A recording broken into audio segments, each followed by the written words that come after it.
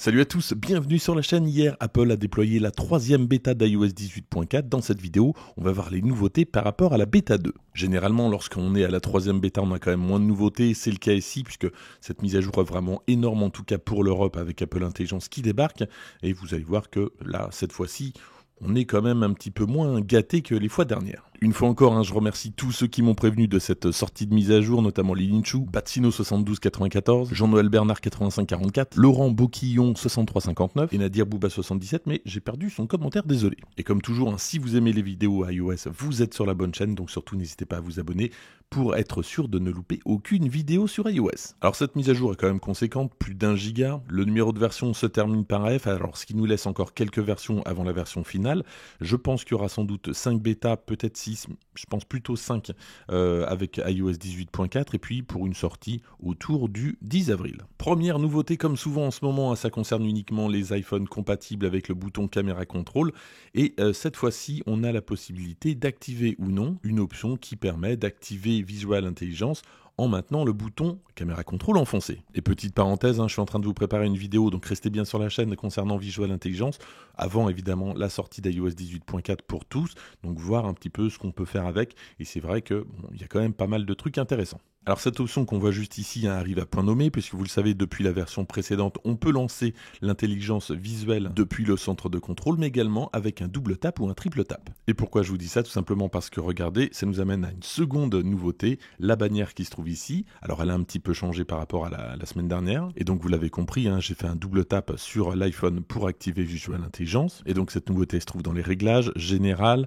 accessibilité, toucher, et tout en bas il y a toucher le dos de l'appareil, regardez, donc sur la gauche, c'est iOS 18.3.1 et sur la droite, la troisième bêta d'iOS 18.4. Et donc, vous avez une option qui permet ou non d'afficher la bannière lorsque vous faites un double tap ou un triple tap. Autre nouveauté d'iOS 18.4 bêta 3, ça concerne cette fois-ci WhatsApp avec l'intégration des Genmoji directement au clavier. Et oui, vous l'avez peut-être remarqué, pour ceux qui l'avaient déjà installé, cette version iOS 18.4, si vous utilisiez WhatsApp, impossible d'utiliser les Genmoji, c'est maintenant possible. Alors lorsque vous allez lancer WhatsApp et le clavier pour la première fois, vous allez voir ce petit message qui vous dit que c'est utilisable. Lorsque j'ai lancé pour la première fois l'application podcast hier, j'ai eu donc cette pancarte qui m'annonce donc les nouveautés avec widget et podcast. Alors sur la droite, c'est iOS 18.3.1, sur la gauche, c'est iOS 18.4 bêta 3, donc avec les nouveaux widgets. Donc avant, on avait simplement file d'attente. On a maintenant bibliothèque et podcast.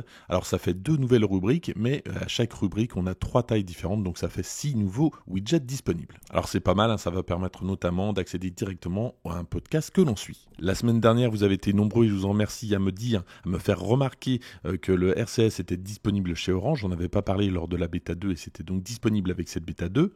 Petite démo rapide, mais vous savez à quoi ça sert maintenant. Donc sur la gauche, c'est un téléphone Android. Et sur la droite, un téléphone donc avec une puce Orange. Donc voilà, lorsque je tape sur Android quelques mots, j'ai comme sur un iPhone, j'ai les petits points. Et si j'envoie un message depuis mon iPhone, je peux voir facilement qu'il a été lu. Donc ça, c'est 2 des avancées du RCS avec Orange. Côté notes de version, on n'a pas grand-chose avec la bêta 3. Alors si je regarde un petit peu, on a quand même pas mal de notes qu'on avait déjà dans les versions précédentes. Et ce qui change notamment, c'est pas mal de corrections qui sont liées à l'intelligence visuelle. Mais globalement, sur le reste, Apple n'explique pas grand-chose. Dans les forums, j'ai pu noter quelques soucis, alors même s'il n'y a pas franchement un gros raz-de-marée, notamment avec Safari et les profils. Certaines personnes ont perdu leur profil Safari depuis iOS 18.4 bêta 3. Personnellement, je les ai toujours. N'hésitez pas à me dire si vous aussi, vous avez perdu ces profils ou s'ils sont toujours là. Peut-être c'est une fonction que vous utilisez de temps en temps, la fonction Eplay. Épelle le mot polygone. Polygone, P-O-L-Y-G-O-N-E. J'ai fait plusieurs essais, j'ai pas de problème pour l'instant, mais certains utilisateurs ont un problème lorsque Siri épelle les mots. Le mot est bien orthographié, par contre donc la façon dont il l'épelle n'est pas la bonne. À propos de la batterie, alors j'ai pas non plus noté beaucoup de remarques concernant des problèmes de batterie avec la bêta 2. Personnellement, à part la bêta 1 qui était un petit peu problématique et encore au tout début, j'ai vraiment plus aucun problème de batterie, tout tient très bien. Donc n'hésitez pas à me dire si vous avez le même problème, et pour l'instant la bêta 3 semble bien engagé depuis quelques heures. Voilà ce que je pouvais vous dire. Donc sur iOS 18.4 bêta 3, pas de problème de fluidité pour le moment, tout tourne très bien, pas de problème de batterie. Et puis je tiens à vous remercier également pour tous vos commentaires, ils ont été nombreux la semaine dernière lorsque je vous demandais ce que vous pensiez d'Apple Intelligence. Vous avez été nombreux, alors soit vous êtes attentiste, vous vous dites bon bah tiens, on va voir ce que ça donne, c'est que le début, ou alors pour l'instant il y a beaucoup de gens qui sont plutôt virulents, très déçus, en se disant mais que fait Apple, ils sont vraiment en retard. Je pense aussi, c'est vrai que ce que présente Apple là, après bon, faut voir dans l'utilisation au quotidien. Pour l'instant, c'est pas non plus révolutionnaire puisque c'est simplement des briques de certains services comme ChatGPT qui font quasiment le gros d'Apple Intelligence. Et puis si vous aimez l'intelligence artificielle, n'hésitez pas à aller voir ma vidéo que j'ai publiée hier concernant Sora qui est disponible en France depuis quelques jours. Je trouve que c'est plutôt sympa et c'est vrai que ça serait encore mieux si Apple Intelligence pouvait incorporer un service comme celui-ci. Alors c'est vrai que c'est pas les mêmes ressources de créer une vidéo que de créer une photo ou simplement du texte, ça demande plus de ressources évidemment, mais ça serait quand même pas mal.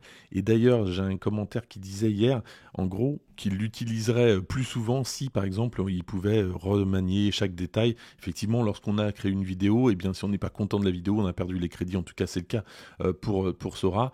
Donc bon, évidemment, ça peut vite revenir très cher. Donc si ça vous intéresse et si vous n'avez pas envie de vous prendre la tête, l'interface est vraiment très facile à prendre en main, donc bon, il n'y a pas trop de problème.